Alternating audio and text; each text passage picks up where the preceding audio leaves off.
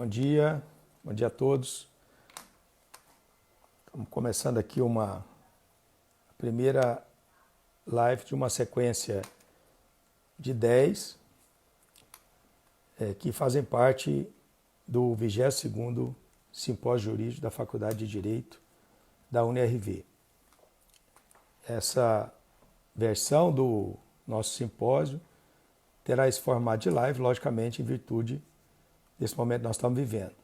Quero também parabenizar a professora Muriel e o professor Arício pela iniciativa de manter a tradição, né, da Faculdade de Direito de fazer o simpósio. E diante dessa impossibilidade, professor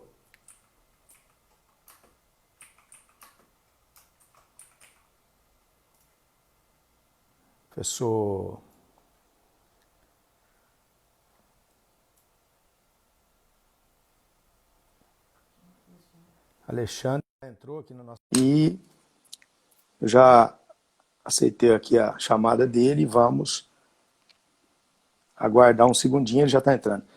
Bom dia, professor Olá. Alexandre. Bom dia, João Porto. Tudo bem? Como é que tá? Vai? Tudo Tudo certo? tranquilo? Tá Tudo gelado bem, aí? né, cara? Aqui tá frio, deixa eu ver quantos graus tem. Quanto é que tá aí hoje? Aqui tá 11 agora. 11? Poxa, tá. 11. Aqui tá 16, mas tá aqui à beira do mar, né? Opa, então nós estamos ganhando aqui na temperatura. Vou mostrar aqui, à beira do mar aqui, ó. Minha sacada. Ô, maravilha, viu? Você ainda pode curtir essa paisagem linda aí. Minimizar um pouco o efeito aí do isolamento. Nós estamos aqui meio distante disso. Meio desafio, né? O desafiador é conseguir manter a sanidade mental nesse mundo meio corrido. É verdade. Então, professor Alexandre, essa é a 22ª versão do nosso simpósio jurídico da Faculdade de Direito. E esse ano nós tivemos que fazer nesse formato de live, exatamente em virtude da pandemia, do isolamento das pessoas. E quem coordena esse simpósio é a professora Muriel e o professor Arício, que é diretor da Faculdade de Direito. Obrigado, professora Muriel e Arício. E nós, quando a professora Muriel pensou nesse formato, juntamente com o professor Arício, então a gente procurou escolher não só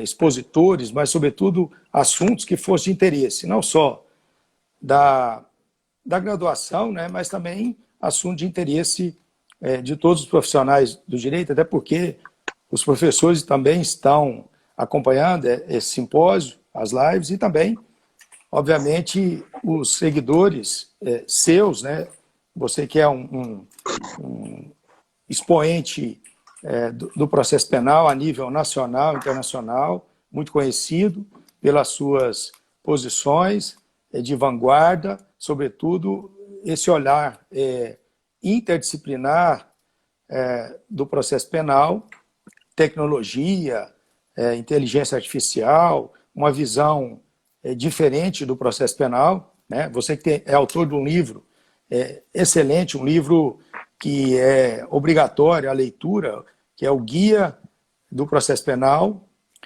conforme a teoria dos jogos, exatamente, que já está na 6ª edição pela editora E+. E enfim, professor Alexandre, muito bem-vindo. Você que é doutor, pós-doutor em Direito, professor da Universidade Federal de Santa Catarina, também professor do programa de mestrado e doutorado da Univale, juiz de direito no estado de Santa Catarina e também doutrinador, conhecido, expoente e uma pessoa, de fato, que é muito cara para o processo penal do Brasil e no mundo. Professor Alexandre, o tema que nós vamos trabalhar é juiz das garantias no sistema acusatório brasileiro. Gostaria, então, que você desse uma explanação, lembrando que há acadêmicos desde o primeiro período até o 10º período. Só para o senhor entender assim, mais ou menos o público do nosso simpósio. Obviamente, é bem eclético. Obrigado, então, professor João Porto. eu tenho uma alegria muito grande de poder partilhar. Na construção acadêmica do João, eu acabei conhecendo em Goiânia, quando eu tive aí, por força dos nossos amigos em comum, o Alexandre Bisotto, o Danival Silva, o Felipe, ou seja, uma série de colegas. E desde aquele momento já tinha o seu trabalho reconhecido, publicado pela Juloar, até aquele momento. E na sequência o João queria estudar um pouco de processo, e eu tive a possibilidade de construir com ele um caminho lá. Nossa, que virou orientadora dele, a Flaviane, a professora Flaviane, que é uma professora muito acolhedora. Eu admiro muito o trabalho do João Porto. A noção dele de processo fraterno é muito desafiadora, até porque baseado em professores sólidos, é uma formação muito consciente na Itália, que dá um desafio a todos nós. Então, sou muito grato ao professor João Porto pelo convite, à professora Muriel, ao professor Carício, e vou falar um pouco sobre Juiz das Garantias. Como nós temos muita gente, desde alunos da primeira fase até a última fase, nós estamos acostumados a pensar um processo penal que é muito similar ao processo civil. Só que nós precisamos romper com isso. Como? É muito difícil falar de uma aparente novidade. Na América Latina como um todo, a imensa maioria dos países que nos circundam são países que falam língua espanhola. Nesses países, nós tivemos um paulatino, um passo a passo, caminhar para um processo acusatório. Esse processo acusatório impõe novos desafios, impõe novas cargas, impõe novas responsabilidades. É um processo penal que eu vou explicar rapidamente para vocês aqui. Em algum sentido, eu não terei como fazer as aproximações do que seria um processo adversarial, um processo acusatório, e eu vou expor algumas questões fundamentais para as diferentes concepções. Mas a fundamental é, em toda a América Latina, se fala de um processo penal acusatório. Nós somos o único país da América Latina, nessa ilha portuguesa, que mantém uma mentalidade acusatória. Uma mentalidade acusatória em que o juiz é o dono do processo, o Ministério Público e a defesa são back vocais. São assim, sabe aquela banda que tem um vocalista principal e dois faz o chururu? É isso, porque no processo penal brasileiro, o juiz dá culpa, o juiz faz o que quiser, indefere, o promotor não quer a condenação, quer absolver, o juiz condena que eu fiz. Ele é o cara, ele pega o microfone e faz. Isso está errado. Isso está errado porque numa perspectiva democrática, e eu falei rapidinho no início aqui, quem chegou, bom dia a todo mundo que está nos assistindo aí, os alunos e alunas. A ideia é poder trabalhar com vocês. Então, o juiz é o cara do processo. Então, quando o juiz chega no fórum, assim, toca aquela música assim, esse cara sou eu, né? Assim, aquela música do... E o pior é que eles acham disso. Então, o maior desafio de fazer um processo acusatório é a magistratura. Não é o Ministério Público. O Ministério Público sabe num processo acusatório, o Ministério Público estudou, claro, né? O Ministério Público não quer ir de carona, que não está acostumado a ficar de carona, que acha que é tudo maravilha, está de carona. O Ministério Público que realmente entende a sua função. Existe a necessidade de ação ser disponível, que você atribua responsabilidade ao Ministério Público, o acordo de não persecução penal que o professor João Porto tem estudado, é um desafio muito grande institucional, que é um momento em que o Ministério Público, a meu juízo, pode dar o passo decisivo numa linha acusatória, em que você cria novos mecanismos e protagonismos no processo penal. Tanto que você dá poder e dá responsabilidade. Mas para que a gente possa entender, primeiro, o que significa um juiz das garantias, eu preciso fazer uma demonstração para vocês. No processo brasileiro atual, nós temos a investigação criminal, começa com o delegado de polícia, ou o Ministério Público, ou Polícia Federal, Polícia Estadual, ou Corpo Bombeiro, Polícia Militar, dependendo de como for o crime a ser apurado. Então tem aquela investigação preliminar. Aquela investigação preliminar vai ao Ministério Público, que apresenta uma denúncia, arquiva ou pede diligência. Depois das diligências, ele decide. Denuncia ou arquiva. Ali começa a ação penal. O Ministério Público exerce o direito de ação contra alguém.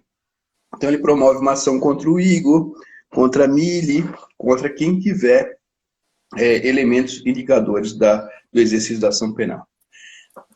Com aquilo, o juiz recebe a denúncia, no primeiro momento, 395, manda citar o acusado, a acusada, tem 10 dias para contestação, e depois profere uma decisão que é de absolvição sumária, de desclassificação ou de superação da fase de absolvição, remetendo o processo a julgamento. A grande discussão chega nesse ponto. O processo penal brasileiro começa com inquérito e vai com fases sucessivas, e quando passa ao juiz de julgamento, ele vem com aquilo tudo. Vem com todo o inquérito, vem com todas as manifestações, com todas as audiências, com todas as defesas. E o que é o grande salto cognitivo é que, se eu mostrar para vocês esse copo com suco de laranja, vocês viram o copo com suco de laranja. Eu digo agora assim, esqueçam o copo com suco de laranja.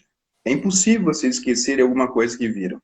E o que nós lutamos numa democracia, num processo devido processo legal, não é uma invenção brasileira, dos professores garantistas, dos professores do Brasil, é que nós precisamos estabelecer uma imparcialidade de julgador. Essa imparcialidade é tratada no Código como uma imparcialidade subjetiva e objetiva em relação ao objeto, em relação às partes que ali litigam. Eu como juiz, eu estou há 22 anos na magistratura, eu não posso julgar um caso em que seja um parente meu tenha proposto, que seja acusado, que seja vítima, e assim como algum amigo meu. Esses dias eu estava até para contar para ti, como eu cresci em Florianópolis, o problema de trabalhar em cidades que você cresceu é que a vida vai para outros caminhos e você não lembra o nome de todos os seus amigos, né? Aqui nós temos um costume de chamar as pessoas por apelido. E eu estava num processo crime de tráfico, em que o sujeito foi acusado, eu mantive a prisão dele, e chegou na audiência de instrução e julgamento, eu entro na audiência de instrução e julgamento, sabe aquele amigo teu da infância, assim, aquele cara que na adolescência a gente fez muita festa junto, foi para muita balada, fez muito ato infracional, fez muita coisa, e aí eu olho e digo assim, mas cara, teu nome é tal, ele assim, é meu nome, então assim, espera aí, doutor, promotor, tal, eu vou ver se alguns troca audiência com algum juiz de uma vara criminal, eu não posso julgá-lo. Isso é a incapacidade de julgar em face da suspeição, que é diferente do impedimento, que é uma causa objetiva. Mas aquilo que eu quero mostrar para vocês é que eu preciso ter uma imparcialidade cognitiva. Eu já li um livro, eu tenho pré-noções sobre o livro. Se eu já li um depoimento, eu tenho pré-noções sobre o depoimento. Eu preciso ter uma imparcialidade cognitiva, eu não posso estar vinculado a qualquer pretensão. E quando você vai, e aí eu recomendo vocês, vão no YouTube e coloquem assim, Audiência Processo Penal Chile. É esse o desafio de pensar o processo penal. Sabe como é que acontece no Chile? Isso é muito importante, pessoal. Os juízes chilenos, mas assim, a passagem para o modelo acusatório demorou um certo tempo, foram 5 anos de trabalho para mudar a mentalidade dos julgadores. O juiz não é o dono da vara. O juiz não é o dono do processo. Sabe como é que funciona? Isso é muito importante. Alexandre, só fazer um registro. Claro. O reitor da Universidade de Rio Verde está assistindo a nossa live. Quero agradecer o prestígio aí do reitor com o nosso simpósio e também a presença dele aqui na nossa live. Obrigado, reitor. Muito obrigado, magnífico reitor, por estar aqui conosco também. O nosso desafio, então, é pensar como nós temos. Eu fiz aquela introdução sobre o inquérito para mostrar uma coisa. Quando você for ver um vídeo do julgamento no Chile, você verificará o seguinte. E quando chega o dia do julgamento, quando alguém será julgado, por exemplo, a Duda será julgada hoje. O juiz que vai julgá-la hoje, na verdade, lá são 3 juízes, eles não sabem que hoje tem um processo contra a Duda. Eles chegam para trabalhar, eles vão para a sala do juiz, tem um administrador judicial, ou seja, alguém que não é juiz, que cuida do fórum, que cuida das férias, que cuida do cafezinho, que cuida da água, que cuida da conta de luz. Tudo isso é atribuição hoje de um juiz de direito. Ele tem um administrador judicial. Ele chega aqui hoje e diz assim, hoje nós temos aqui o julgamento de 10 processos do crime, ele vai sortear os juízes que vão participar do julgamento. Quando o juiz é sorteado e diz, vá para a sala de julgamento 2, ele precisa saber quem são as partes, quem são as vítimas, os advogados, para que ele tiver uma causa de impedimento ou de suspeição, possa se manifestar, mas se não tiver causa de suspeição ou impedimento, ele entra na sala de julgamento sem saber qual é o caso, quais são as provas, e tudo isso será demonstrado para ele, diretamente para ele, de forma oral. Ou seja, calma, não é um júri. Diferente do júri brasileiro, que tem muito salamaleque, muito jogo sujo, muita manipulação, lá o jogo é um teatro, parte por uma lógica de fair play. O que é uma lógica de fair play? O promotor de justiça diz assim, ó, aqui tem uma prova da materialidade, aqui tem o exame de corpo de delito. A defesa só vai impugnar esse exame se tiver alguma coisa, porque senão aquilo se consolida como uma evidência válida. Todo mundo joga limpo. Então é o seguinte, não tem essa de dizer, porque esse documento não vale. Se o cara fala isso e depois não desconsidera, ele perde credibilidade e pode ser desconsiderado como um agente crível dentro do tribunal. Então o jogo é limpo mesmo. Se aqui a defesa diz, aqui não tem assinatura do perito, o promotor dizer não tem assinatura do perito, ele retira a acusação. Ou seja, todo mundo joga limpo, ninguém joga na falácia, ninguém joga na retórica. É claro que tem toda uma lógica de argumentação, de influência. Se vocês forem ver os vídeos, isso acontece. Mas então, o que é o primeiro desafio? No processo penal brasileiro, o juiz recebe, no dia do julgamento, quando ele vai marcar audiência de instrução de julgamento, ele lê o processo, ele lê as declarações na delegacia, ele vai lendo. Isso faz com que ele chegue no dia do julgamento contaminado. E essa contaminação não é porque ele tem algum problema moral ou qualquer coisa, é porque da democracia ele chega assim. Em geral, ele chega pró-acusação, mas ele pode chegar pró-defesa. Então, o nosso desafio aqui não é favorecer quem quer que seja, mas dar um julgamento justo a todos aqueles que estão submetidos a um processo penal. Por isso que no juiz das garantias, nós fazemos uma cisão. Uma cisão entre a função de realizar a prisão cautelar, a busca e apreensão, interceptação telefônica, deferir todas as cautelares, receber a denúncia. Se você for a ver o modelo do Chile, você vai ficar um pouco assustado, porque lá nós temos 3 audiências. Aqui no Brasil, nós vamos ter uma audiência só, a de custódia, quando for preso, e a audiência de instrução. Então, tomem cuidado para não confundir uma questão com outra. O nosso modelo ficou um modelo capenga, né, em relação ao processo acusatório. Mas qual é a grande função do juiz das garantias? A grande função do juiz das garantias, você pode, às vezes fica mais difícil explicar para os alunos de maneira geral, eu tento explicar pela nossa mãe, né? Todos nós já fizemos alguma arte na vida quando éramos menores.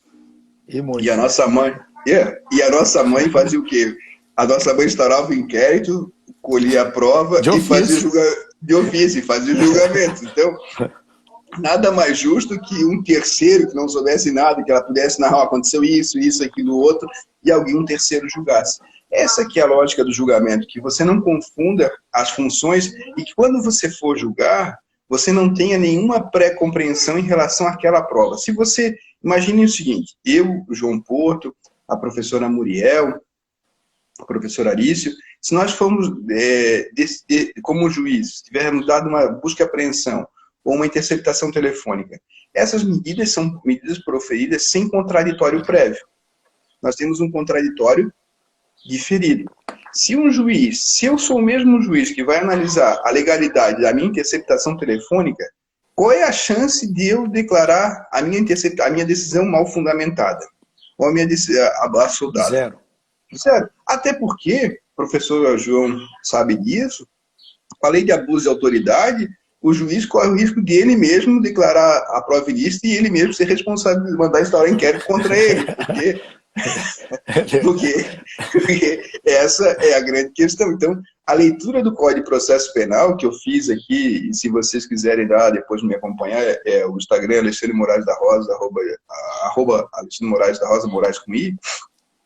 O livro que o professor João Porto fez referência também está com desconto, quem quiser lá, manda um inbox, ou então usa o voucher Player 15, que consegue ir na editora Emais desconto, emaiseditora.com.br.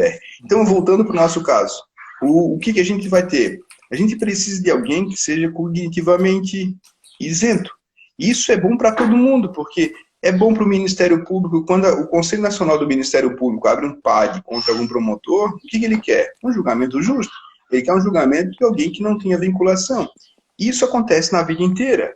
E o juiz das garantias, então, faz uma cisão funcional. Então, não tem aumento de despesa, tem dificuldades de gestão iniciais. Mas o mais desafiador, pessoal, é que nós não somos o primeiro país do mundo a fazer isso. 30 dias, como a lei do pacote anticrime deu, era muito pouco. Quando o ministro Toffoli amplia para 6 meses, não tem. E teremos novidades do CNJ aí, segundo as novidades que eu acabei sabendo, o CNJ tem um grupo de trabalho para a implementação das garantias em médio prazo, que é muito significativo para todos nós. Mas qual é o grande mérito disso tudo? É fazer uma cisão entre o juiz que defere cautelares, recebe a acusação, supera a absolvição sumária e manda para o juiz. E aqui eu preciso... Mário. O Mário fez uma pergunta bem legal. Isso. Na verdade, o juiz tem muito excesso de confiança e ninguém está falando de isenção ou não. A questão é que, como eu mostro o copo do suco de laranja, você viu o suco de laranja e você é influenciado pelo suco de laranja. Quanto mais branco tiver o papel, o juiz pode ser influenciado pela mídia, pode, assim por diante, pode. Mas eu não posso acreditar que eu sou isento. É muito ingênuo os juízes do Brasil, com todas as letras, eles são ingênuos, eles se criam fantasias para próprios se enganar. Isso é estudado no mundo inteiro e é muito desafiador. Tem alguns artigos aí, até um recente que eu li no Conjur, sem fundamentação nenhuma teórica, assim, mera opinião, mero achismo, assim, que é muito desafiador. Mas é próprio deles, né? Eles criam as fantasias para poder dar conta da sua realidade. E a gente tem que respeitar, porque vive nesse mundo de delírio, né? O delírio é a massa. Então, eu não estou falando de delírio patológico, mas de delírio em que você se junta com outros dois, e as instituições têm muito disso. Polícia, Ministério Público, magistratura, que você cria uma lógica institucional que vai todo mundo respirando aquela lógica. Mas qual é o grande desafio? O grande desafio é que quando você chega para o dia do julgamento, o juiz não sabe nada. Ele é um ignorante, como diz o Aurélio Lopes Júnior mesmo. E não sabe nada. Então o promotor vai ter que contar a história inteira. Vai ter que narrar a história inteira. A defesa vai ter que narrar um álibi ou vai ter que influenciar para que não seja configurado. E no final... Produzir prova, né? Produzir prova. Então é isso. E oralidade, mediação, isso tudo acontece. É um processo penal diferente? É mais custoso? Mas, poxa, assim, o João sabe disso. Qualquer promotor que goste da sua atividade, quando começa a trabalhar num processo acusatório, se sente realizado.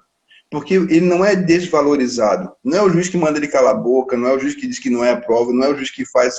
Ou seja, no processo penal acusatório, o promotor é o cara da acusação.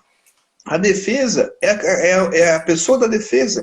E o juiz só fica mediando. Ele não tem nenhuma atribuição para julgar. Então, assim, é isso que é o Ministério Público, no meu juízo de verdade. Assim, você não pode ser tutelado pelo juiz. Ou quando o juiz faz pergunta numa audiência, ele diz que o promotor é um imbecil, ou é inimputável. Porque ele diz assim, verdade, você é tão incompetente que eu vou fazer perguntas para você. Você tem a função de comprovar a sua hipótese, mas eu, como não confio em você, você não sabe perguntar, você é imbecil, ou eu estou com pressa e não respeito você, eu faço perguntas. Não há justificativa democrática, salvo o autoritarismo, mentalidade autoritária, de fazer perguntas. Isso é consolidado. O grande... E aí, só para terminar isso aqui. Não, desculpa, eu que não fiz. Só para terminar. Então, um processo penal acusatório dessa maneira é um processo estratégico. E para ser estratégico, tem que pensar novas categorias. Desculpa, João. Não, porque você tocou aí na questão da mentalidade inquisitória e também o momento que nós vivemos, né? Eu gostaria que você falasse alguma coisa sobre, fazendo uma comparação aí do Brasil com o estágio que está o Chile. Eu também tive a oportunidade de ir no Chile e fiz aquele curso lá no SEJA, junto com o Leonel, e ele fala em 3 momentos, porque passou a reestruturação, né, do sistema, a implementação e reestruturação do sistema processual do Chile. Ele fala do primeiro momento da transição democrática, depois ele fala da consolidação do sistema, e depois ele fala no momento em que o estado atual, né? Nós estamos em que etapa aí, Alexandre? Nós estamos aí na transição democrática. Será que nós vamos conseguir, pelo menos, dar o primeiro passo aí, como o Chile deu? João, se fizer assim, o Leonel sabe que a passagem por lá foi uma passagem gradual, paulatina, que se você respeitou uma mudança e fez o quê? Fez uma capacitação, que não foi uma capacitação fake, do Ministério Público, da Polícia, do Poder Judiciário. Quando você tem, com todo respeito ao ministro Fux, o ministro que dá uma liminar para suspender um artigo, que é o 3A, que declara que o sistema brasileiro é acusatório, eu não sei qual é a inconstitucionalidade do dispositivo desse. Então, é complicado você ter como é que eu posso declarar inconstitucional uma manifestação do Poder Legislativo que declara que o modelo é acusatório? Então, esse 3A aqui foi muito sintomático dessa mentalidade inquisitória que permeia o nosso sistema. O que me parece até porque importante... já tem 32 anos que é assim, né? Que é acusatório. E assim a Raquel Dodge, quando fez aquela manifestação, porque o que me parece é o sintoma assim, a Raquel Dodge fez a manifestação no caso do inquérito policial sobre fake news no Supremo. Não tem. A acusação é minha, não pode investigar. O que o Supremo faz? Não, eu vou investigar e pronto. Acabou. Então assim, acho que de cima para baixo não tem sido teria que primeiro se conscientizar, talvez um pouco de abertura no tocante à América Latina, que venha a ser um processo acusatório, de fato, seja importante nessa leitura do Supremo. Mas já tem outros players mais interessantes, assim, o CNJ tem feito trabalhos legais, o ministro Lanfred, o Luiz Lanfred escreveu um livro no Brasil sobre o uso das garantias, que foi a dissertação dele, mestrado, está publicado em espanhol. Então tem muitos juízes trabalhando numa lógica de fazer o quê? Mostrar o que seria a respectiva função.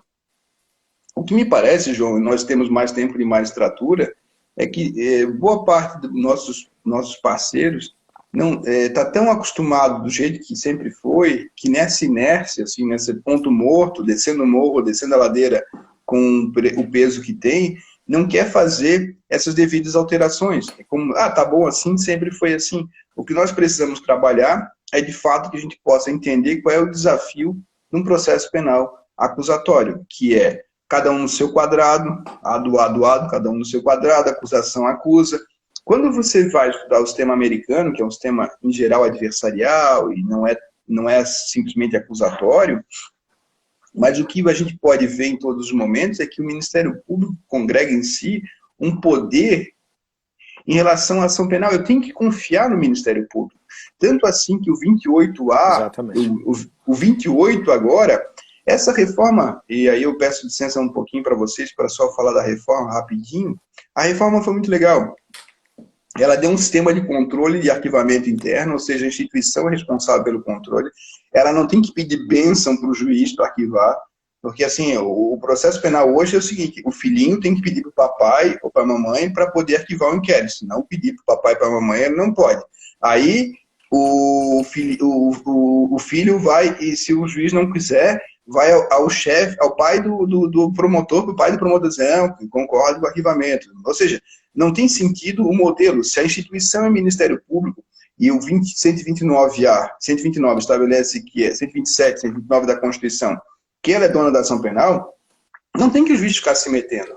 Não tem que o juiz ficar se metendo, e porque a própria instituição tem que ter mecanismos de controle. Então, se eu crio um arquivamento interno e eu crio o acordo de não persecução penal que você está estudando, que é e esse eu acho que é o grande desafio do Ministério Público numa lógica acusatória.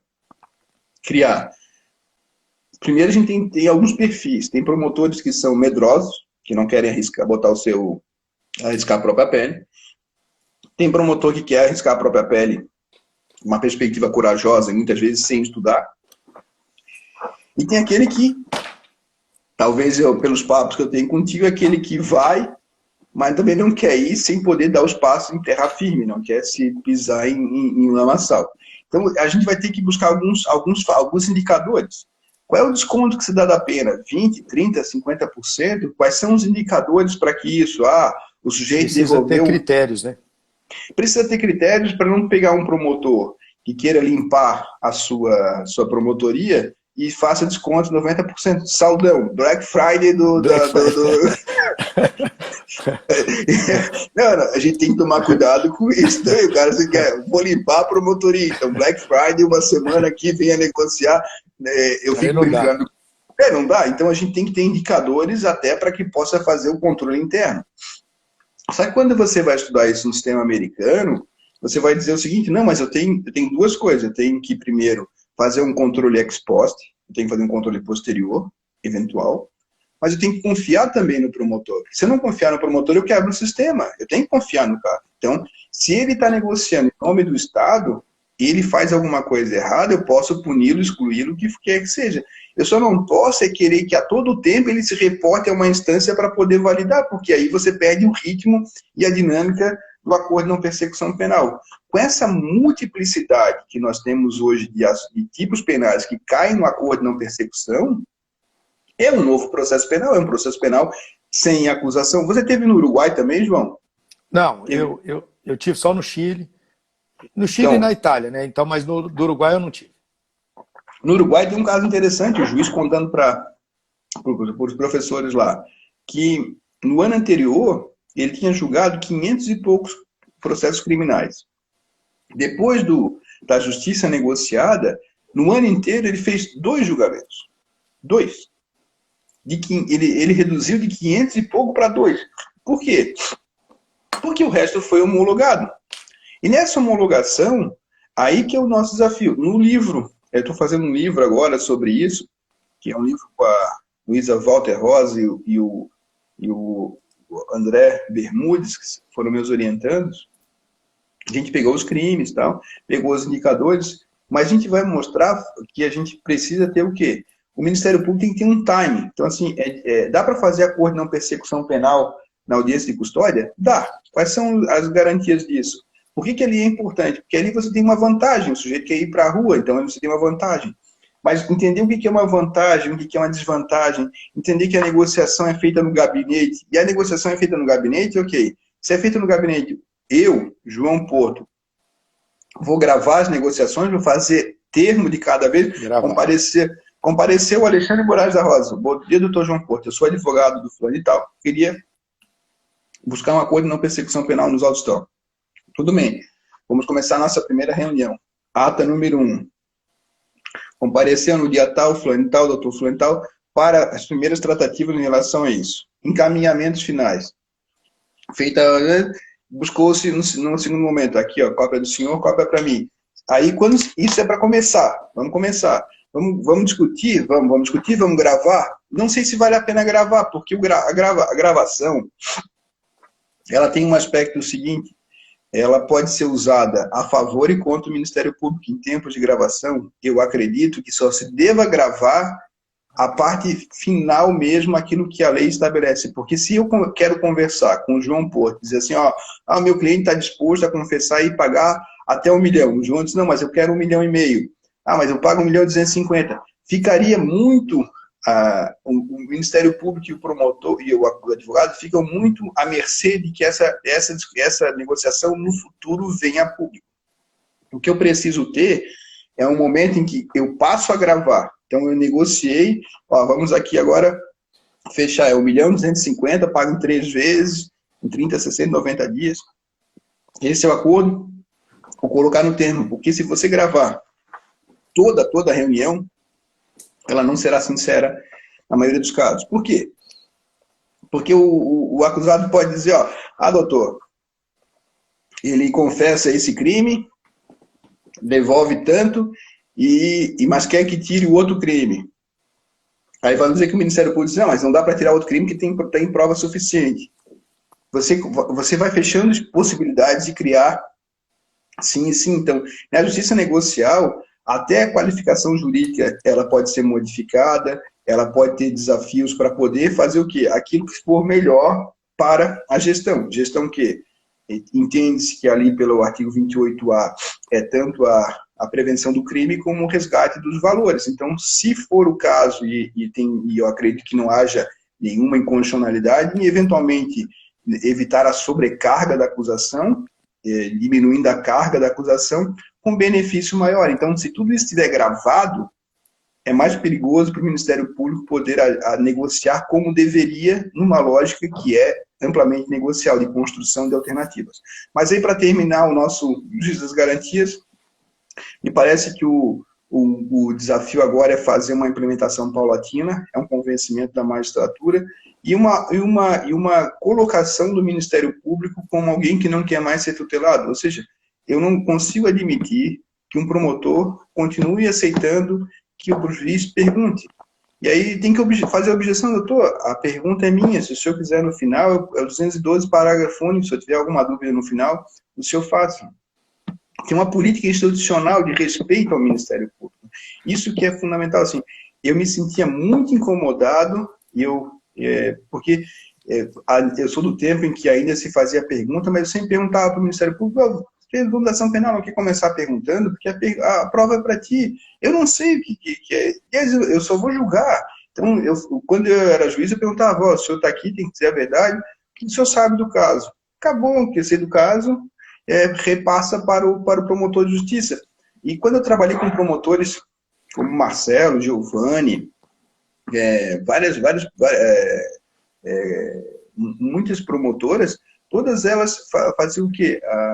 Elas faziam as perguntas. Eu não tenho pergunta, eu tenho dúvidas. Se alguém conseguir me comprovar, esse é o desafio. Então, entender um processo penal como uma luta de boxe, assim, que o juiz está lá no meio, para não deixar dar um golpe inválido, para não deixar virar pancadaria, mas o juiz dentro do boxe, dentro do boxe, ele não está ali para poder agir de qualquer maneira, ele está ali só para garantir que as regras do jogo sejam observadas dentro daquilo que Franco Cordeiro trabalhava como fair play.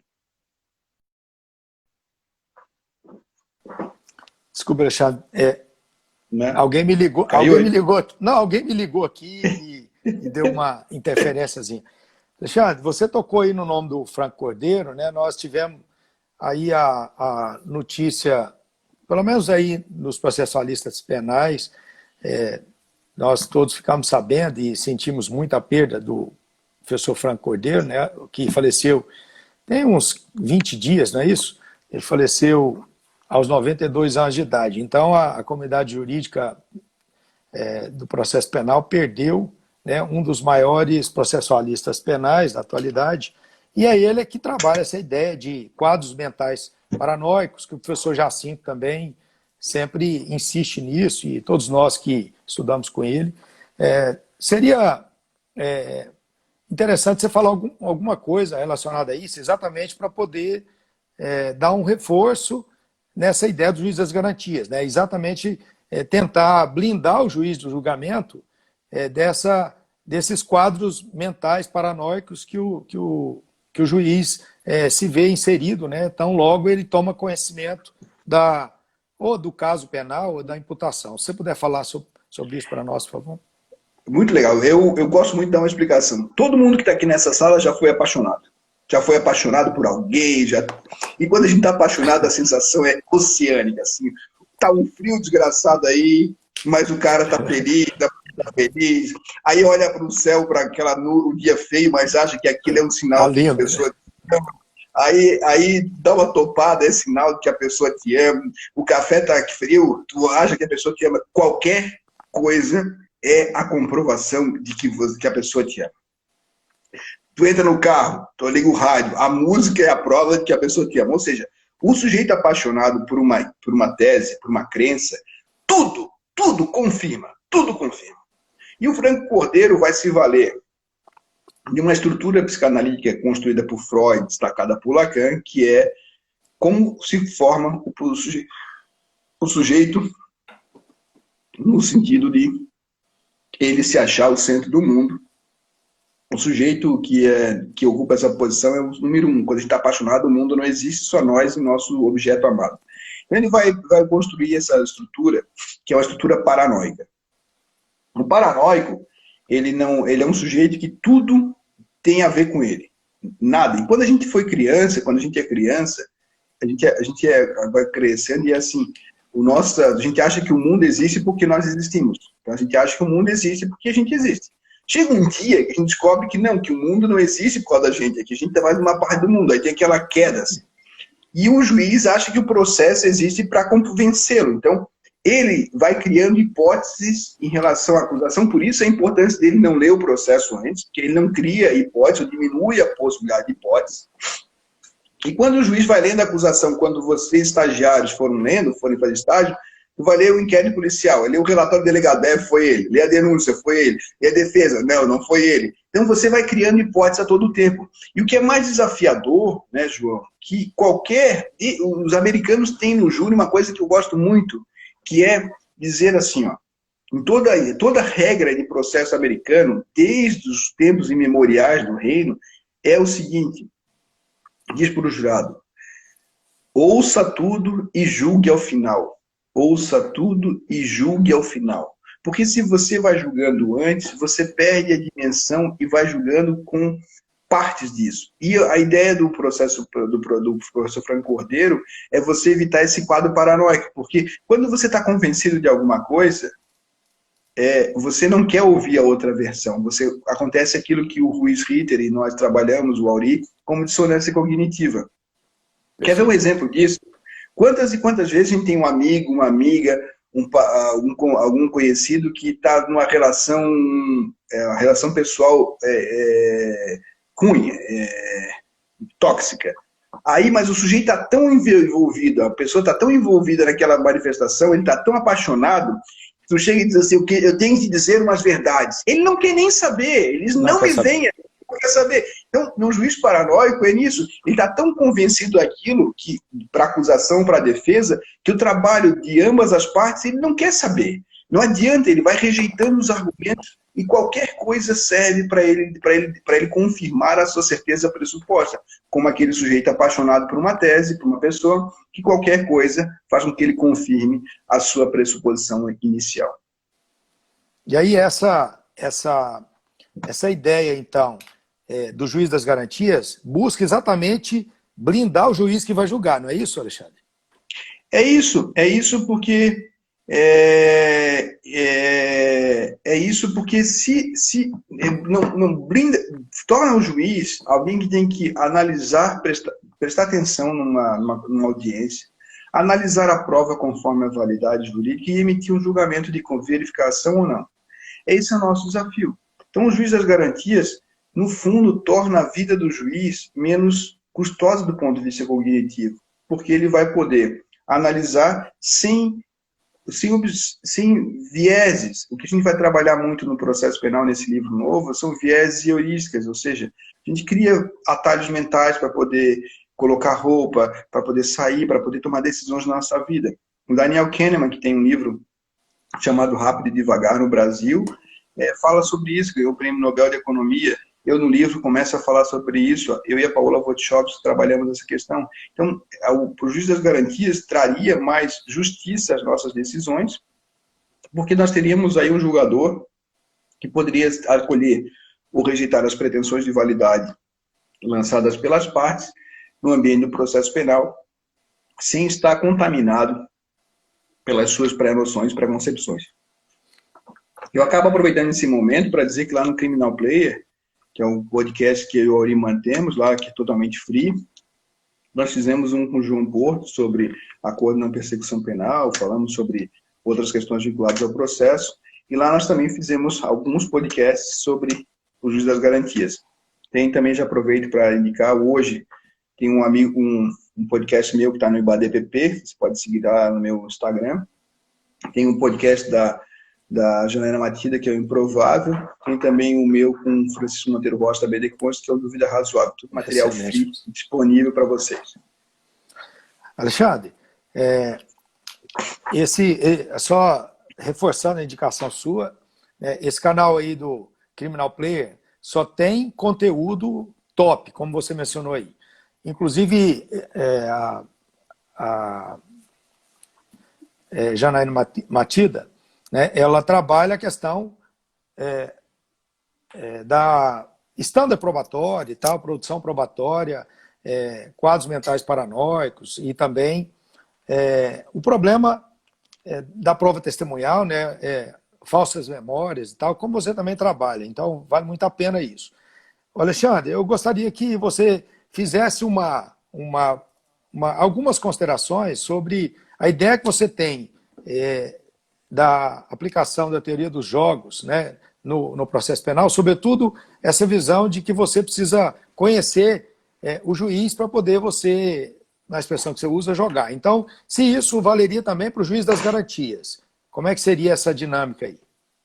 Obrigado, João, por fazer essa pergunta em relação ao juiz das garantias, aliás, ao juiz das garantias e à teoria dos jogos, porque o que eu quero mostrar na teoria dos jogos ela não é nenhuma teoria formal, ela causa muita espécie, assim, aos mais, por assim, clássicos, ortodoxos do processo penal, mas se você lê-la com um pouco de boa vontade, a teoria dos jogos não é nenhuma novidade, todos nós fazemos. O que ela procura fazer é estabelecer expectativas de comportamento processual em face dos personagens humanos e não imaginados. Aí na comarca de Rio Verde, quando você tem o João Porto como promotor e tem o promotor da outra vara, da outra unidade, da outra promotoria, você tem modificações de compreensão. E isso faz parte da democracia. Então, eu não posso chegar em Rio Verde achando que eu vou trabalhar com um promotor. Vou trabalhar com a cadeira do promotor, em que eu tenho um promotor sentado. Esse promotor pode ser um promotor que estuda, um promotor que conhece alguns autores, e outro promotor que não conhece nenhum dos autores, só vive daqueles autores do dia a dia.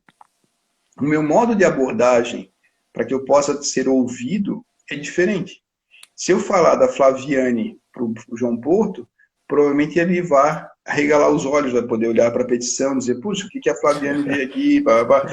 Já para o outro promotor, e eu não estou falando especificamente de nenhum promotor que eu conheço, até porque eu não sei quem é, a Flaviane pode ser mais desconhecida, então na petição a Flaviane não tem nenhum efeito. A ideia de poder influenciar de maneira de maneira eficiente num processo, na argumentação, é a primeira coisa que é pescar a atenção.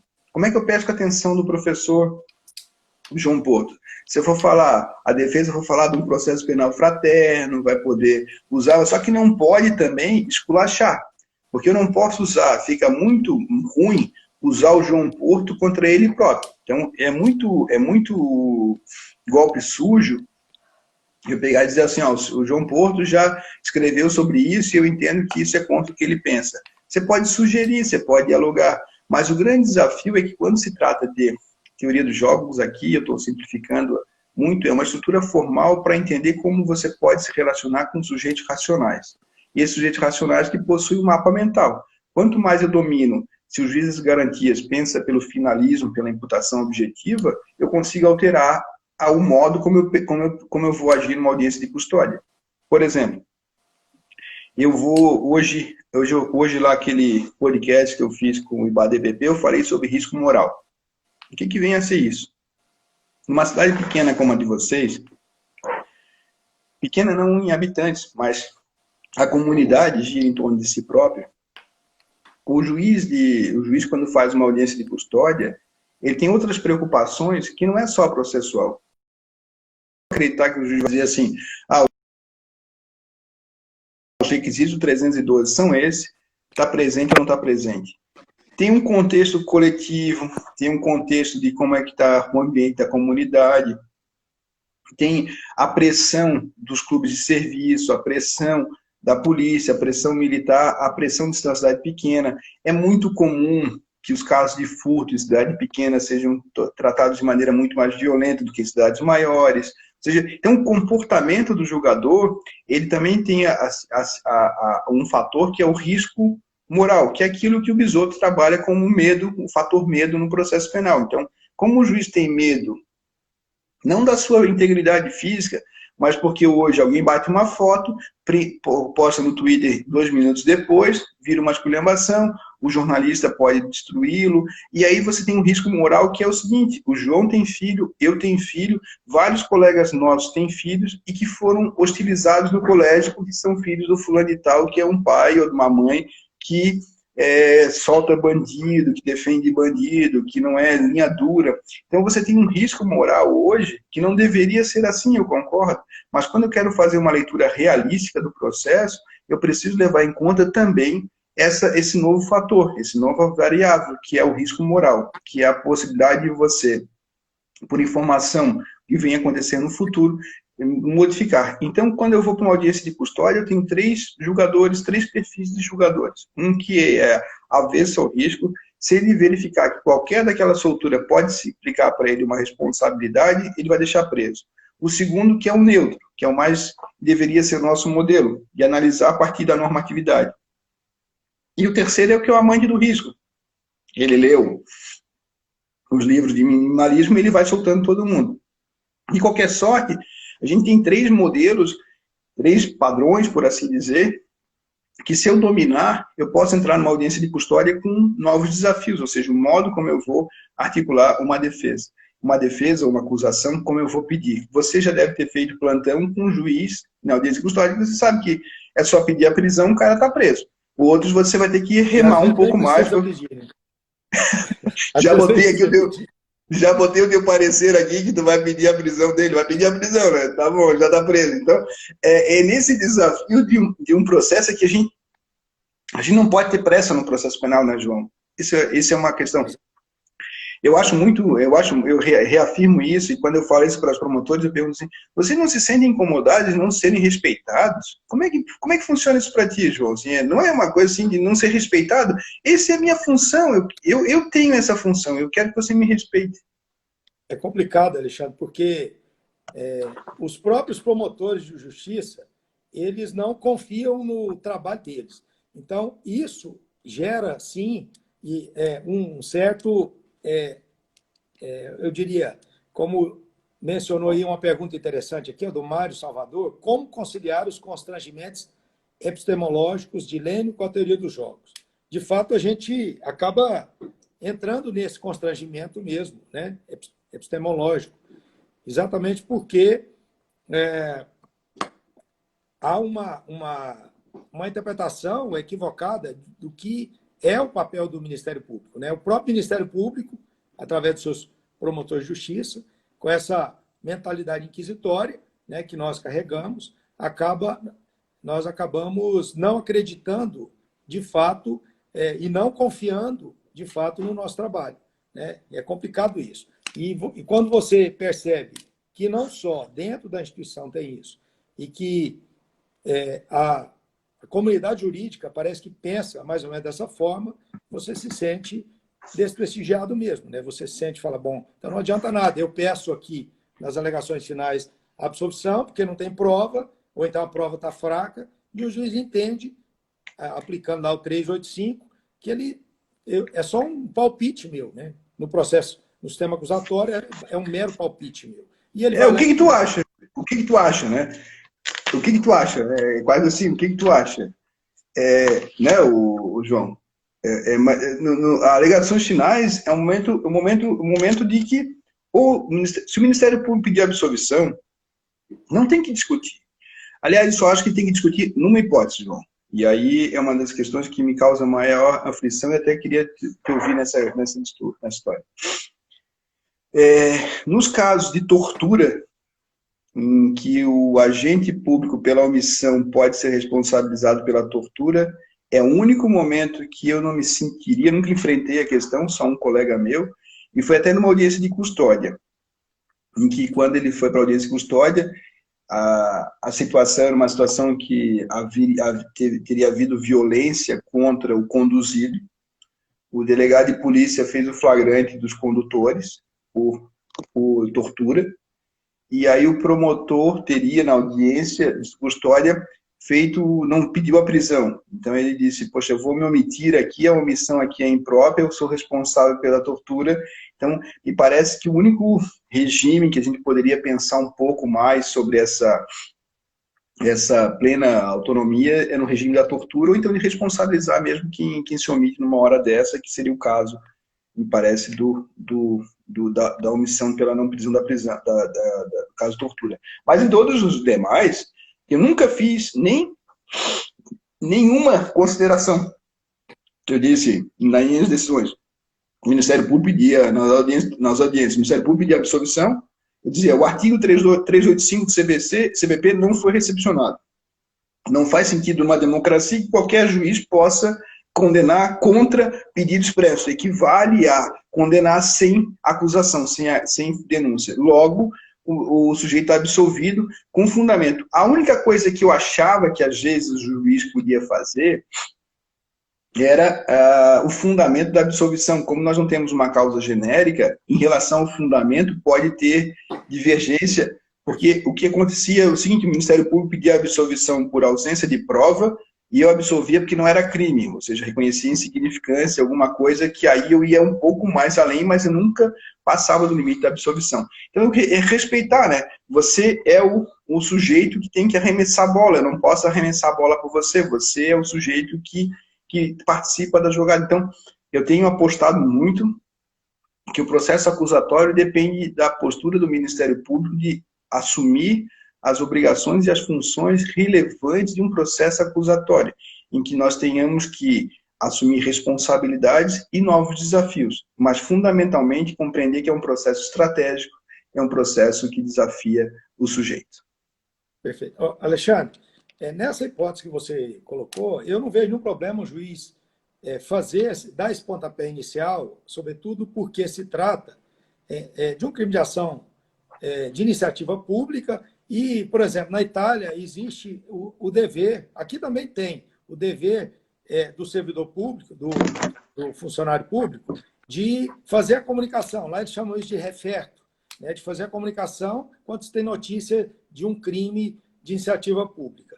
E o que é necessário é só esse juiz ficar impedido, né, de atuar no julgamento, como está lá no artigo 3D, que está suspenso por enquanto. Né? Então, eu não vejo nenhum problema aí, eu acho que isso aí também não interferiria em nada, né, no papel do Ministério Público, pelo contrário, né, faz parte da estrutura de Estado para tratar, né, os crimes de iniciativa pública. Nós estamos com o tempo nosso já finalizando, professor Alexandre. Temos aí em torno de 2 minutos e alguma coisa. Se você quiser fazer alguma consideração final sobre o juiz das garantias, né, no sistema acusatório, ver qual que é a impressão sua, se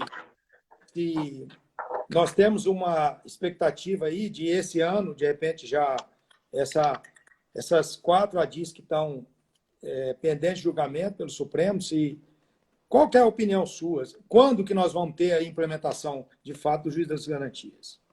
O Covid aí nos deixou um desafio, a gente depende muito agora do CNJ. O CNJ fez uma... não tem nem custódia, né, do jeito que era. Então, o CNJ agora tem uma comissão para fazer uma implementação paulatina. Eu acredito que dependeremos muito do que o ministro Fux for conduzir o CNJ, se ele vai caminhar numa linha dessa ou não, porque sem uma capacitação adequada do juiz, não é uma capacitação de fazer um cursinho para 20 juízes no final de semana, mas uma capacitação como o Chile fez, nós não teremos uma estratégia fundamental. Então, me parece que assim, o Supremo Tribunal Federal tem que bater firme que existe o sistema acusatório. Depois, STJ tem que sustentar o pacote anticrime naquilo que é a cadeia de custódia, fazer com que aquilo que foi um avanço seja sustentado, seja garantido. Mudar a postura em relação ao 212 e nós dependeremos dos players. Eu acho que o Ministério Público, o Conselho Nacional do Ministério Público foi muito corajoso quando fez o acordo de não persecução penal, foi um passo sem normatividade expressa e agora consolidada, de trazer para si, preciso dar o protagonismo para o Ministério Público, que se associa num processo acusatório, em que o Ministério Público, o promotor, ganha uma nova atribuição, ganha novos desafios. Então, eu acredito muito que a gente tem aí um ano atribulado para que, adequadamente, a gente possa ter aí para o ano 2021, lá pela metade do ano, começar a fazer uma implementação adequada. Perfeito. Nós temos aqui vários alunos fazendo perguntas, né, professores. Quero agradecer a participação dos professores da universidade, sobretudo da Faculdade de Direito. agradecer a participação das outras pessoas, né, dos outros profissionais do Brasil. Você é uma pessoa que tem vários seguidores, professor Alexandre, e com certeza nós temos aqui participação de gente do Brasil todo, né?